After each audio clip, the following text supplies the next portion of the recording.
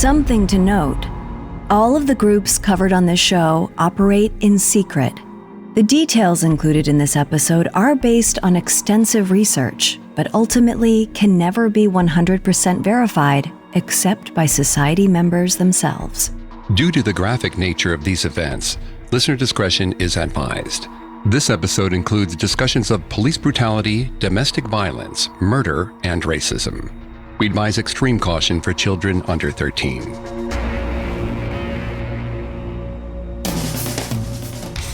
In June 1999, a group of young men in their 20s and 30s tucked handguns into their waistbands and piled into a late-model Chevy sedan. As they drove through Lennox, a tiny South Los Angeles neighborhood, they were on high alert. After all, Lennox was home to street gangs like the Lennox 13 and factions of the Crips and Bloods. Inside the car, the guys passed around a bottle of whiskey, each taking a long chug. Then they gave it to the youngest of the group, a fresh-faced recruit in his early 20s, with a buzz cut and nervous eyes.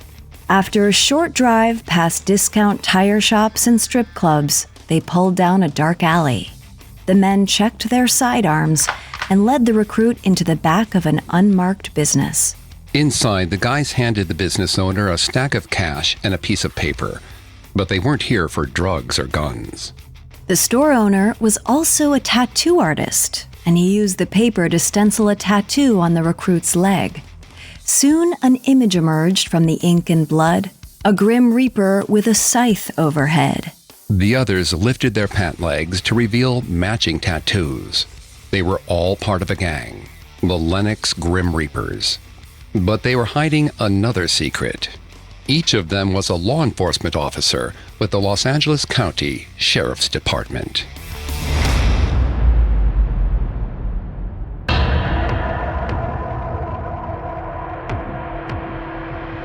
I'm Kate Leonard. Usually, I host Kingpins, where we cover the rise and fall of underworld figures in organized crime. And I'm Greg Polson. I host Secret Societies, another Spotify original from Parcast exploring mysterious organizations from around the world. This is our second episode in a special crossover of Secret Societies and Kingpins, both Spotify originals from Parcast. We are taking you on a deep dive into the deputy gangs hidden within the Los Angeles County Sheriff's Department. Last week, my co-host Vanessa Richardson from Secret Societies and Kate's co-host Alastair Merton from Kingpins discussed the origins of Sheriff's Department gangs, from the Little Devils to the Linwood Vikings. This week, Greg and I are chronicling one of the most secretive cliques in the department, the Lennox Grim Reapers.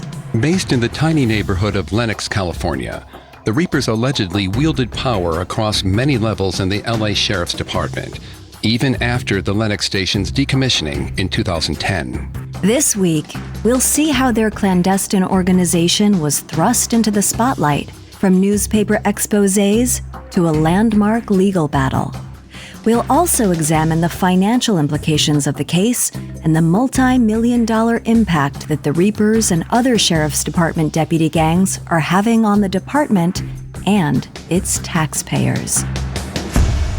We have all that and more coming up. Stay with us. Lennox, officially an unincorporated section of Los Angeles County, is only roughly 15 miles south of the boutiques of Beverly Hills and beaches of Santa Monica, but it might as well be worlds away. Lennox is a sun-baked stretch of used car lots, graffitied walls, and fading apartment buildings. Those used car lots and apartments are shoehorned into a tiny postage stamp of a community. Lennox sits on just 1 square mile of land, but it overflows with nearly 22,000 people, at least as of the 2010 census.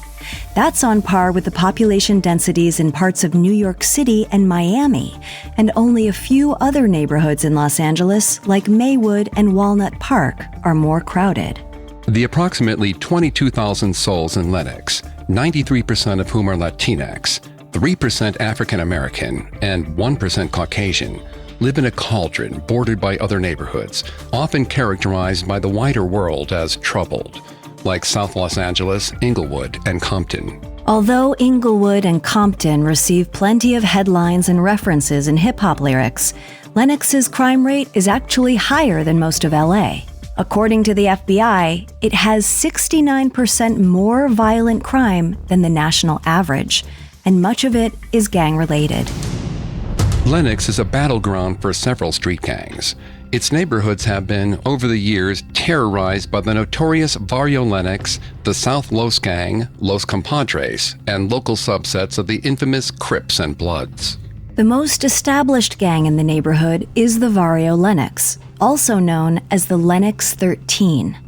The gang is affiliated with the Mexican Mafia, a brutal criminal organization that spans the U.S., and they reportedly engage in drug distribution as well as extorting local business owners. But drugs and extortion weren't always common. When it was settled in the late 1800s, Lennox was a peaceful farming community. At the turn of the 20th century, Lennox residents prized the neighborhood's proximity to the beach as well as its distance from the bustle of downtown Los Angeles. It was a hamlet for families, mostly white settlers from the East Coast and the Midwest. By the 1920s, Lennox had evolved into a quintessential farming community, with a main street of mom-and-pop shops and farms on the outskirts. Children walked to and from school. Ice cream and bakery trucks delivered sweets to neighborhoods. Then, in the 1940s, Lennox was thrust into World War II. Many of its young men left to fight overseas, while the remaining residents went to work on the war effort. With Los Angeles International Airport less than a mile away, Lennox transformed into a place known for aerospace and defense. Community members worked at nearby companies like Boeing, Douglas, and Lockheed, churning out fighter planes and bombers to fight the war. With more jobs came more people, and naturally, an increase in crime, like drunk driving, petty theft, and domestic disturbances. Policing the small neighborhood was the LA County Sheriff's Department. For years, the nearest sheriff's substation had been almost 10 miles away, near downtown. But with the growing population in Lennox and South Los Angeles, the Sheriff's Department built an outpost called Lennox Station. For many residents, Lennox Station was a welcome addition. Response times for emergency calls reportedly went from a half hour or more down to several minutes. Deputies patrolled the streets regularly and kept crime to a minimum. The uniformed men became fixtures in the community, and many residents knew them by name. To its residents, Lennox seemed like the perfect place to live. Palm trees, ocean breezes, and abundant manufacturing jobs. It was exactly how Hollywood painted life in Southern California. But as the 1960s arrived, things began to change. Civil rights and Black power leaders became a driving force in LA, promoting social justice and equity for Black Americans. Similarly, the Chicano movement spread across East LA, lighting a spark and empowering the city's Latinx population. At the heart of both movements was one glaring demand: better treatment of people of color by law enforcement. At the time, police departments were almost exclusively white, and they frequently subjected communities of color to unwarranted violence, brutality, and discrimination. Up to this point, Lennox had sidestepped many racial issues because it was fairly homogeneously white. Residents could be blissfully unaware of tensions outside their community. But with the abundant post-war manufacturing and airport service jobs, there had been an influx of Latinx workers. These new neighbors were met with racism and segregation from the established white majority of Lennox. Many were denied home loans, so they couldn't live inside city limits. The few who could find a way in experienced similar racial violence to other areas of LA, often subjected to vandalism and beatings. To protect themselves, some Latinx residents decided to organize. They started the first gang in town, the Lennox 13. From its inception, the Lennox 13 was seen by white residents and the local sheriff's deputies as their number one concern. Any local violent crime was blamed on the gang, whether or not they were actually involved. Then, in the summer of 1965, an event reshaped Lennox and the surrounding city of LA. An event the Lennox 13 had nothing to do with. the Watts Rebellion. On August 11, 1965, only a few miles from Lennox, 21-year-old Marquette Fry, a young black man from South Los Angeles, was pulled over by the California Highway Patrol. While he was being detained, his mother Rena arrived and a fight ensued. Both Rena and Marquette were arrested, along with Marquette's brother Ronald. Over the next 5 days, thousands of people, already enraged by police brutality and racial injustice, gathered and marched. And the marching turned to chaos. The city of Los Angeles and the neighborhood of Lennox were engulfed by riots, looting, and fires.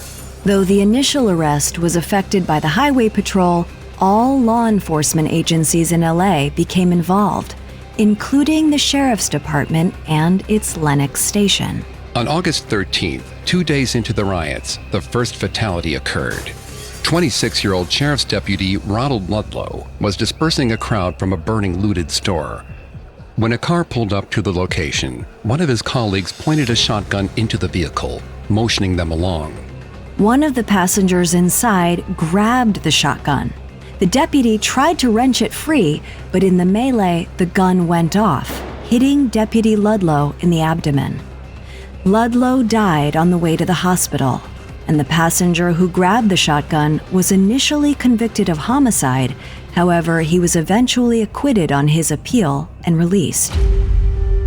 Ludlow's death exacerbated the conflict between law enforcement and residents. The city government cracked down, calling in the California Army National Guard. By the end of August 14th, roughly 16,000 law enforcement officials were patrolling the city.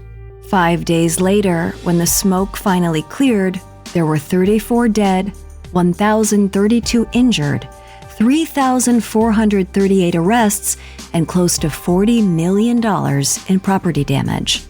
It was one of the most violent episodes in LA since the Chinese massacre of 1871, and another example of LA's problematic history of racial violence. Immediately following the riots, there were significant changes in Lennox. First, many of the white residents packed up and left. They didn't want to stick around for future riots. People referred to it as white flight. Alongside the exodus, Lennox experienced an even larger influx of immigrants from Mexico and Central America than before World War II. Within a few years, the Latinx population became the majority. But even as demographics shifted, the Sheriff's Department, especially Lennox Station, remained primarily white men. As a direct result, the Sheriff's Department decided to arm themselves even more, preparing for additional riots and unrest. They created one of the first SWAT teams in the country, a heavily armed backup squad of sharpshooters who could be deployed around LA. Even with the new SWAT team waiting in the wings, deputies at remote stations like Lennox felt increasingly under threat from the general population. They were isolated and outnumbered. The violence got worse in the 1980s with the advent of crack cocaine. In Lennox, Latinx gangs like the Lennox 13 battled black gangs like the Crips and Bloods over territory and drug trafficking control. The bloodshed poured into the streets. With gang wars seemingly surrounding them on all sides, the Lennox Station deputies felt more and more like an island of law enforcement in a sea of violence. They were up against increasingly sophisticated gangs toting automatic weapons. So the officers reportedly decided to take matters into their own hands. They had heard stories of other sheriff stations like East LA and Linwood starting underground groups of deputies with secret tattoos. So the young men at Lennox decided to form their own. They chose a symbol that represented an unstoppable force, one that lurked in the shadows and brought with it the inevitability of death, the Grim Reaper. Then they tattooed the Reaper on their ankles and swore an oath of secrecy. They weren't any ordinary deputies anymore. They were a gang.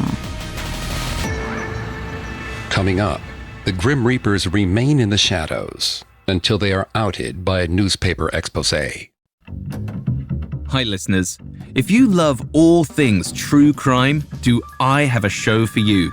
It's the Spotify original from Parcast, Unsolved Murders. Every Tuesday, join hosts Carter and Wendy as they examine a real murder that, to this day, remains a mystery.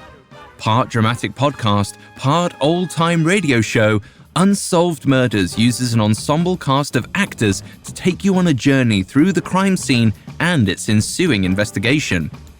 And while each murder technically remains unsolved, at the end of each case, you'll get a thorough explanation of who the most likely culprit is and their motivation.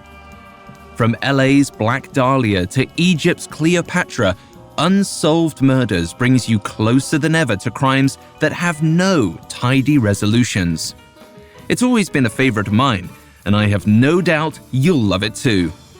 Follow Unsolved Murders free on Spotify or wherever you get your podcasts. Now back to the story. Sometime in the 1980s or 90s, LA County Sheriff's deputies at Lennox Station formed a secret organization called the Grim Reapers. To this day, the date of their founding is unknown, a testament to the group's code of silence. But it was during the heyday of the crack epidemic that deputies were suddenly sporting Grim Reaper tattoos on their ankles. The few details we do know have been pieced together from eyewitness accounts, as well as inferences drawn from other sheriff's department gangs. Some outside the group, including former Sheriff Lee Baca, speculate that the Reapers began simply as an informal gathering for drinking and partying. Sheriff's deputies, much like other law enforcement officers, have a reputation for being heavy drinkers. When the badge comes off, many of them blow off steam with copious amounts of alcohol. That relationship with booze has been the subject of significant psychological research. A study published in the American Journal on Addictions found that 1 in 4 police officers have unhealthy drinking habits.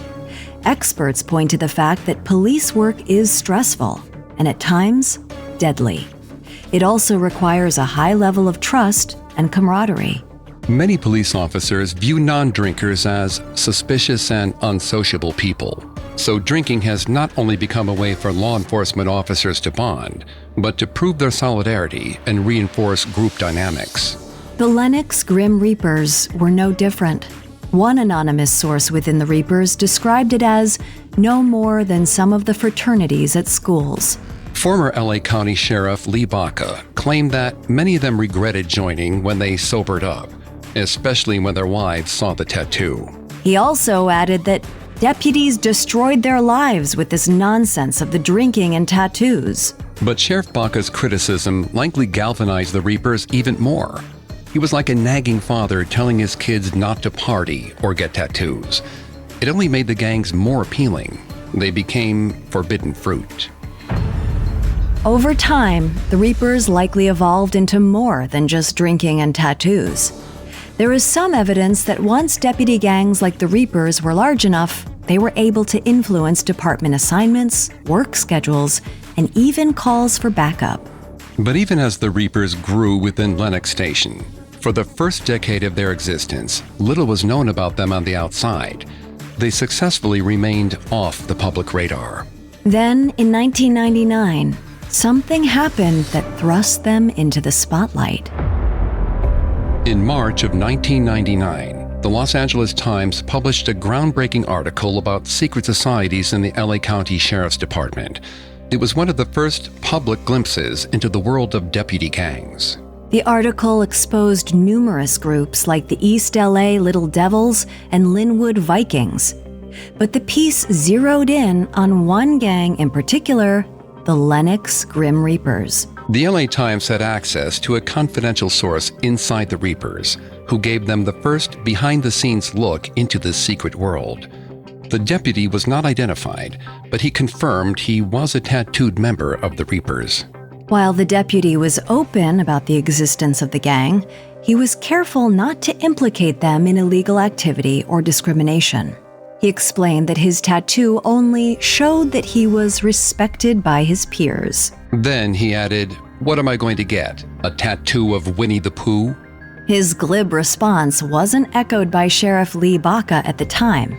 Baca responded, "Having a Grim Reaper tattoo does not bring confidence in you as a deputy." Even though Sheriff Baca disapproved of the Reapers, many believed he didn't go far enough in addressing the problem. Some speculated that Baca's undersheriff, Paul Tanaka, who we profiled in last week's episode, undermined meaningful reforms against deputy gangs.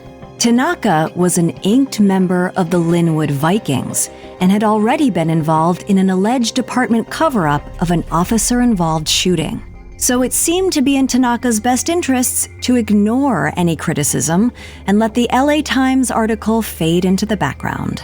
But Tanaka wasn't powerful enough to stop another newspaper expose. In June 1999, the New York Times published an investigation about law enforcement, this time about racial profiling. During the course of his research, the Times reporter received unprecedented access to Lennox Station. There, he encountered numerous Grim Reapers. The journalist noted that many of the deputies, mostly white young men with military backgrounds, had Reaper tattoos on their ankles. It was more confirmation of the proliferation of the gang. But this time, the gang wasn't the focus of the story. The reporter was hoping to learn about racial bias in law enforcement. For that, he was allowed to do a ride-along with a young Lennox deputy named Jeffrey Coates. Coates was a white deputy, policing an area that was over 90% Latinx, and he confirmed the journalist's worst suspicions about racial bias. Except Deputy Coates didn't call it racial profiling. He referred to it as pretext stops. During a pretext stop, Deputy Coates reportedly ignored white drivers and targeted Black and Latinx drivers, hoping to find drugs, firearms, or evidence of criminal behavior. Textbook racial profiling. Toward the end of the reporter's ride with Coates, he asked the deputy point-blank if he was a Grim Reaper. Coates replied that he had been forthright and truthful during their day together, and he wasn't going to lie to him now. So, Coates declined to answer the question. It was a tactical answer to a direct question. Coates didn't confirm that he was a Reaper, but he didn't deny it either. Coates' career and status in the department didn't seem to be impacted by the article. In June 2000, he was awarded the Sheriff's Department's Meritorious Conduct Medal for protecting a bystander and other deputies during a gunfight in the Lennox area. He later became a Sheriff's Department SWAT officer. After the initial publicity around Coates' ride-along in the New York Times, much of the attention on the Grim Reapers dissipated. The public seemed less concerned about gangs in the LASD as they did with corruption within the LAPD. In 1999, the Rampart scandal dominated headlines. The LAPD's Rampart division was implicated in various accusations, such as police brutality, planting evidence, robbery, drug dealing, and perjury. The focus on the LAPD allowed the LASD deputy gangs, like the Reapers, to slip back into the shadows. Then, over a decade later, a disciplinary case within the Sheriff's Department threatened to blow the gang's cover for good. On December 27, 2014, a cell phone video captured off-duty LA County Sheriff's Deputy Karen Carl Mendoyan reportedly breaking into his ex-girlfriend's apartment. He was allegedly stalking her and trying to control her life. With a black hat pulled low over his eyes and a nondescript white t-shirt, Mendoyan appeared to use a metal tool to pry open her sliding glass door. When the deputy realized he was being videotaped, he seemed surprised for a moment, but he continued on undeterred and entered the woman's home. The footage became one of the most important exhibits in a disciplinary case against Mendoyan, a case that would later reveal that he was a Grim Reaper. In the months after the break-in, Mendoyan's former partner, who was also a deputy, continued to document her ex's threatening behavior. She filed a police report, citing bruises, lacerations, and other harassing treatment from Mendoyan. Then, in June 2015, she filed an official complaint with the Sheriff's Department. A month later, Mendoyan was suspended from duty while the department opened an investigation. During the course of the inquiry, Mendoyan admitted to having the Grim Reaper tattoo on his leg. During the investigation, Mendoyan's ex also turned over an audio recording, one that seemed to show Mendoyan threatening retribution from him and the Reapers. She testified that she believed Mendoyan's association with the Reapers gave him influence with sheriff's dispatchers that could result in her being assigned to extra calls. Instead of getting a break between assignments, she would be sent on one after another for her whole shift, a circumstance that would not only be exhausting, but dangerous. To combat her claims, Mendoyan's defense attempted to portray the young woman as mentally unstable, alleging that she had repeatedly contacted Mendoyan after they had broken up. The defense's claims didn't seem to sway the sheriff's department, though. In August 2016, they upheld the decision to remove Mendoyan from duty. He was officially fired. But it wasn't the end of the case. Mendoyan filed an appeal with the LA Civil Service Commission, the final arbiter of labor disputes for government jobs. In January 2018, after a year of investigation and hearings, the Civil Service Office confirmed the decision to discharge Mendoyan. It seemed the final nail was in the coffin for his career in the LASD. But Mendoyan wasn't about to give up. Much like the figurative Grim Reaper on his leg, he lurked in the shadows, looking for an opportunity to strike. And he soon found it. On November 26, 2018, a new sheriff was elected in Los Angeles. Alex Villanueva, a newcomer, beat out incumbent Jim McDonnell.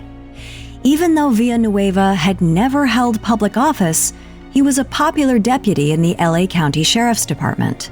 Villanueva was seen as a populist who would bring transparency and accountability to a position that was consistently politicized. Villanueva's Latinx background also assured folks that he would root out racist deputy gangs and assert justice for LA's residents. Just a week later, on December 4, 2018, Villanueva was sworn in as the Los Angeles County Sheriff. At the ceremony, the news cameras captured one particular guest on stage with Villanueva, Carl Mendoyan. In the days that followed, it was revealed that Mendoyan had served on Villanueva's election campaign and as his personal driver. This was suspicious to many. 3 weeks later, on December 28th, Mendoyan was reinstated as a deputy. It was a shocking development for those involved in Mendoyan's case. Critics of the Sheriff's Department pointed to this as a clear example of a quid pro quo between the new sheriff and fired deputies. For his part, Sheriff Villanueva denied any wrongdoing. He claimed the evidence against Mendoyan was flimsy, so he deserved to be reinstated. But the county saw things differently. 2 months later, on February 28, 2019, the County of Los Angeles Auditor-Controller notified Mendoyan that Sheriff Villanueva didn't have the authority to rehire him. The county ordered Mendoyan to return his gun and badge. Like a showdown in the Old West, both sides refused to budge. What followed was a lengthy legal battle between Villanueva and the county. Villanueva argued that Mendoyan's disciplinary hearings had been flawed. LA County maintained that Mendoyan's hearings had been handled properly and that the sheriff has limited power to appoint deputies. At the time of this recording, the case is still being litigated and has allegedly created significant conflict in the department. It's also served to highlight the apparent power of Sheriff's Department gangs like the Grim Reapers. As a result, the once secretive Reapers were now at the forefront of news and public awareness. They seemed to hold significant sway in the department, even with the sheriff himself. But in appealing his case to such a high level, Mendoyan may have inadvertently caused the unraveling of the Grim Reapers. The Reapers were no longer only impacting residents in Lennox. They were costing taxpayers millions of dollars. Up next, the Grim Reapers' downfall might not be their violent behavior, but their price tag. Now back to the story. After years of operating in secret, the Lennox Grim Reapers were exposed in 1999. That year, articles from the Los Angeles Times and the New York Times spotlighted the Reapers as a group of rogue deputies with tattoos. Then, in 2016, a disciplinary case within the department further illuminated the secretive organization. There were allegations that the Reapers intimidated other deputies with threats of violence and dangerous work assignments and held unusual influence within the department. Despite those significant revelations, perhaps the most headline-grabbing part of the case was the price tag of the legal fees. The case of former Deputy Karen Mindoyan was costing the county upwards of $1,500 per hour. And it was the result of an unusual legal dilemma. The government was, in essence, suing itself. LA County, led by the Board of Supervisors and Auditor-Controller, filed a lawsuit against the LA County Sheriff's Department and Sheriff Villanueva. Both the county and sheriff hired specialized private attorneys. By one account, there were at least a dozen lawyers working on the case. Of course, specialized legal counsel doesn't come cheap. According to a report by a local news station, the Board of Supervisors' legal team cost $495 per hour. But that's a relative bargain compared with the lead attorney for Sheriff Villanueva, who was reportedly being paid $1,120 per hour. Those fees add up quickly. According to Villanueva, the case has cost the county close to $3 million so far, and there's no end in sight. Even more shocking, perhaps, is that Villanueva and the Board of Supervisors aren't footing the bill. LA taxpayers are. And attorney fees are only the tip of the iceberg when it comes to the gang's financial impact on LA County and its residents. There are also millions of dollars of legal settlements stemming from deputy gangs like the Grim Reapers. One of the earliest financial blowbacks from LASD deputy gangs came in 1996 with the Linwood Vikings. The county settled a class action lawsuit in which residents accused deputies in the gang of discrimination and intimidation tactics. The Vikings, who we learned about last week, were running, according to U.S. District Judge Terry J. Hatter Jr., a, quote, neo-Nazi white supremacist gang out of Linwood Sheriff Station. To settle the charges, the county paid $9 million. The majority of it, $7.5 million, was distributed to 80 residents who reported being on the receiving end of the Vikings' excessive force.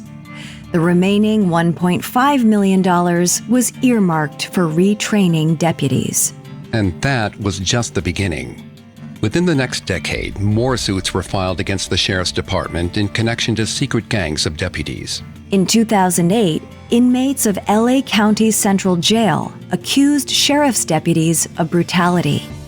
One of the men, Heriberto Rodriguez, testified that deputies beat and choked him until he blacked out. Instead of seeking medical attention for Rodriguez, the deputies used a stun gun to shock him back to consciousness. Once Rodriguez was awake again, the guards allegedly used the stun gun to shock him on his chest, legs, and even his testicles.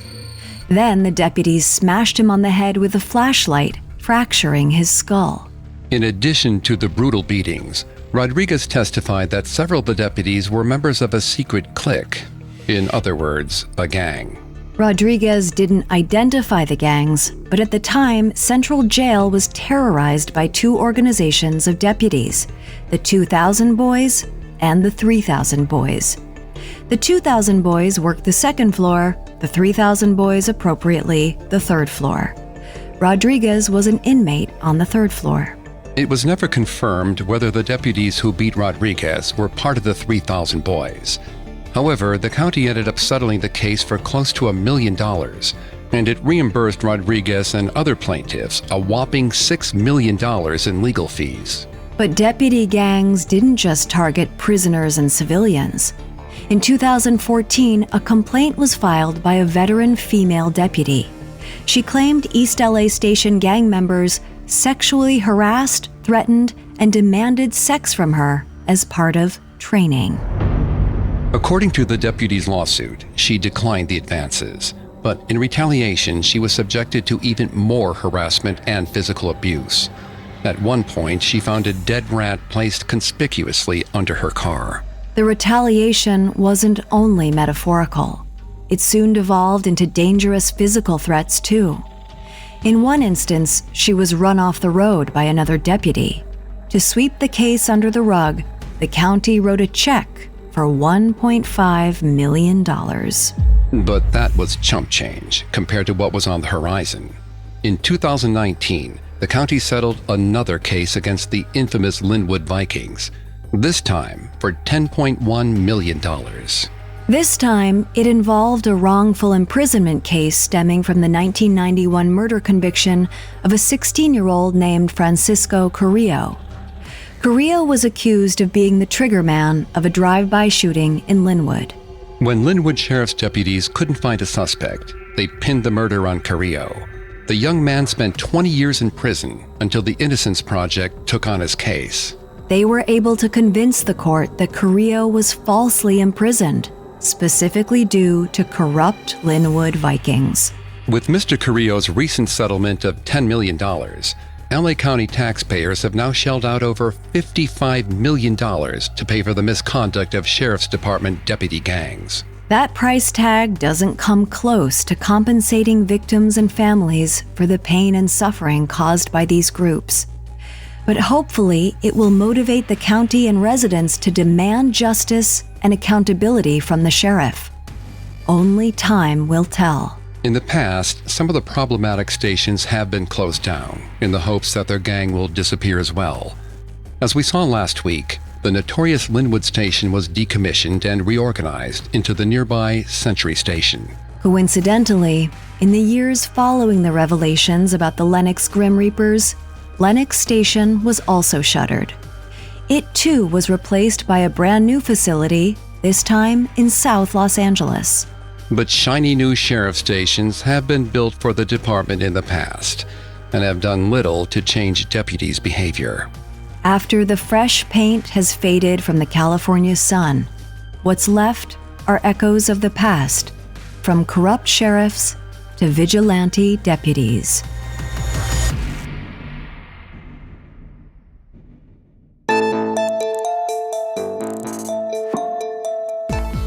Thanks again for tuning into this special crossover series from Secret Societies and Kingpins.